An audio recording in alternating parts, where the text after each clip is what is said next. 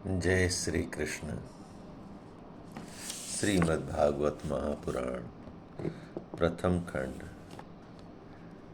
द्वितीय स्कंद दूसरा अध्याय का शेष भाग। भगवान के स्थूल और सूक्ष्म रूपों की धारणा तथा क्रम मुक्ति और सधो मुक्ति का वर्णन। जय श्री कृष्ण।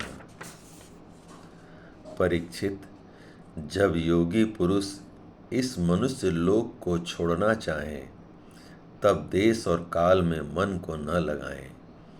सुखपूर्वक स्थिर आसन में बैठकर प्राणों को जीतकर मन से इंद्रियों का संयम करें। तदंतर अपनी निर्मल बुद्धि से मन को नियमित करके मन के साथ बुद्धि को क्षेत्रज्ञ में और क्षेत्रज्ञ को अंतरात्मा में लीन कर दें। फिर अंतरात्मा को परमात्मा में लीन करके धीर पुरुष उस परम शांतिमय अवस्था में स्थित हो जाएं। फिर उसके लिए कोई कर्तव्य शेष नहीं रहता। इस अवस्था में सत्व गुण भी नहीं है, फिर रजोगुण और तमोगुण की तो बात ही क्या। अहंकार, महत्त्व और प्रकृति का भी वहाँ अस्तित्व नहीं है। उस स्थिति में जब देवताओं के नियामक काल की भी दाल नहीं गलती, तब देवता और उनके अधीन रहने वाले प्राणी तो रह ही कैसे सकते हैं। योगी लोग यह नहीं इस प्रकार परमात्मा से भिन्न पदार्थों का त्याग करना चाहते हैं और शरीर तथा उसके संबंधी पदार्थों में आत्मबुद्धि का त्याग करके हृदय के द्वारा पद पद पर भगवान के जिस परम पूज्य स्वरूप का आलिंगन करते हुए अनन्य प्रेम से परिपूर्ण रहते हैं, वही भगवान विष्णु का परम पद है। इस विषय में समस्त शास्त्रों की सम्मति है। ज्ञान दृष्टि के बल से जिसके चित्त की वासना नष्ट हो गई है, उस ब्रह्मनिष्ठ योगी को इस प्रकार अपने शरीर का त्याग करना चाहिए। पहले एड़ी से अपनी गुदा को दबाकर स्थिर हो जाए और तब बिना घबराहट के प्राण वायु को षट चक्र भेदन की रीत से ऊपर ले जाए। मनस्वी योगी को चाहिए कि नाभि चक्र मणिकपुर में स्थित वायु को हृदय चक्र अनाहत में, वहाँ से उदान वायु के द्वारा वक्ष स्थल के ऊपर विशुद्ध चक्र में, फिर उस वायु को धीरे धीरे तालु मूल में विशुद्ध चक्र के अग्रभाग में चढ़ा दे। तदंतर 2 आँख, 2 कान, 2 नासा छिद्र और मुख, इन 7 छिद्रों को रोककर उस तालु मूल में स्थित वायु को भवों के बीच आज्ञा चक्र में ले जाएं। यदि किसी लोक में जाने की इच्छा न हो तो आधी घड़ी तक उस वायु को वहीं रोककर स्थिर लक्ष्य के साथ उस सहस्त्रसार में ले जाकर परमात्मा में स्थित हो जाएं। इसके बाद ब्रह्मांड का भेदन करके शरीर इंद्रियादि को छोड़ दें।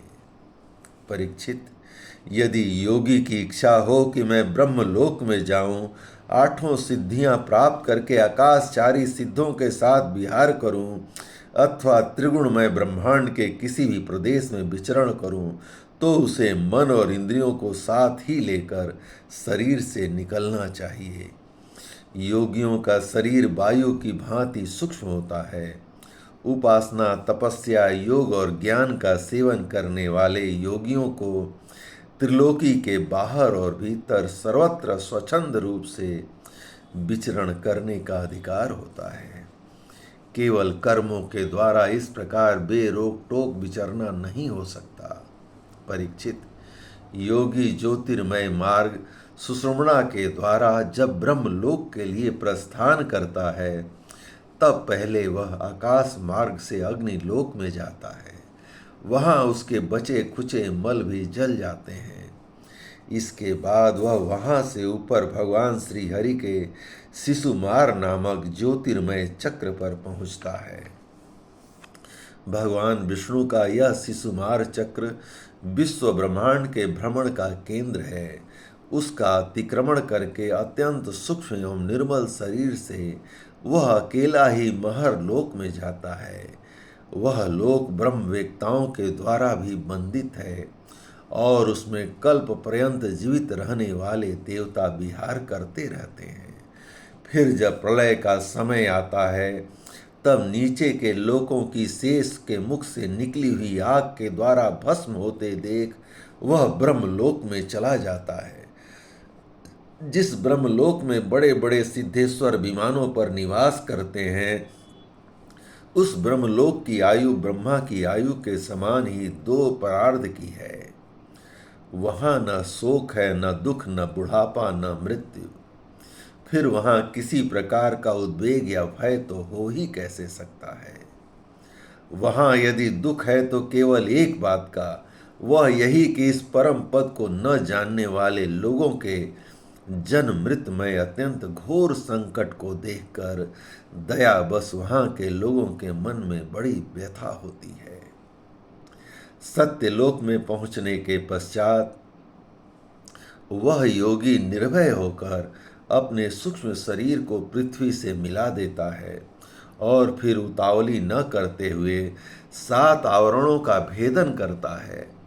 पृथ्वी रूप से जल को और जल रूप से अग्निमय आवरणों को प्राप्त होकर वह ज्योति रूप से वायु रूप आवरण में आ जाता है और वहाँ से समय पर ब्रह्मा की अनंतता का बोध कराने वाले आकाश रूप आवरण को प्राप्त करता है। इस प्रकार स्थूल आवरणों को पार करते समय उसकी इंद्रियां भी अपने सूक्ष्म अधिष्ठान में लीन होती जाती हैं। घ्राणेन्द्रियां गंध तन मात्र में, रसना रस तन मात्र में, नेत्र रूप तन मात्र में, त्वचा स्पर्श तन मात्र में, स्रोत शब्द तन मात्र में और कर्मेंद्रियां अपनी अपनी क्रिया शक्ति में मिलकर अपने अपने सूक्ष्म स्वरूप को प्राप्त हो जाती हैं। इस प्रकार योगी पंचभूतों के स्थूल सूक्ष्म आवरणों को पार करके अहंकार में प्रवेश करता है। वहाँ सूक्ष्म भूतों को तापस अहंकार में, इंद्रियों को राजस अहंकार में तथा मन और इंद्रियों के अधिष्ठाता देवताओं को सात्विक अहंकार में लीन कर देता है। इसके बाद अहंकार के सहित लय रूप गति के द्वारा महत तत्व में प्रवेश करके अंत में समस्त गुणों के लय स्थान प्रकृति रूप के आवरण में जा मिलता है। परीक्षित, महाप्रलय के समय प्रकृति रूप आवरण का भी लय हो जाने पर वह योगी स्वयं आनंद स्वरूप होकर अपने उस निरावरण रूप से आनंद स्वरूप शांत परमात्मा को प्राप्त हो जाता है। जिसे इस भगवानमयी गति की प्राप्ति हो जाती है उसे फिर इस संसार में नहीं आना पड़ता। परीक्षित, तुमने जो पूछा था उसके उत्तर में मैंने वेदोक्त द्विविध सनातन मार्ग, सधो मुक्ति और क्रम मुक्ति का तुमसे वर्णन किया है। पहले ब्रह्मा जी ने भगवान वासुदेव की आराधना करके उनसे जब प्रश्न किया था तब उन्होंने उत्तर में इन्हीं दोनों मार्गों की बात ब्रह्मा जी से कही थी। संसार चक्र में पड़े हुए मनुष्य के लिए जिस साधना के द्वारा उसे भगवान श्री कृष्ण की अनन्य प्रेममयी भक्ति प्राप्त हो जाए, उसके अतिरिक्त और कोई भी कल्याणकारी मार्ग नहीं है। भगवान ब्रह्मा ने एकाग्र चित्त से सारे वेदों का 3 बार अनुशीलन करके अपनी बुद्धि से यही निश्चय किया कि जिससे सर्वात्मा भगवान श्री कृष्ण के प्रति अनन्य प्रेम प्राप्त हो वही सर्वश्रेष्ठ धर्म है।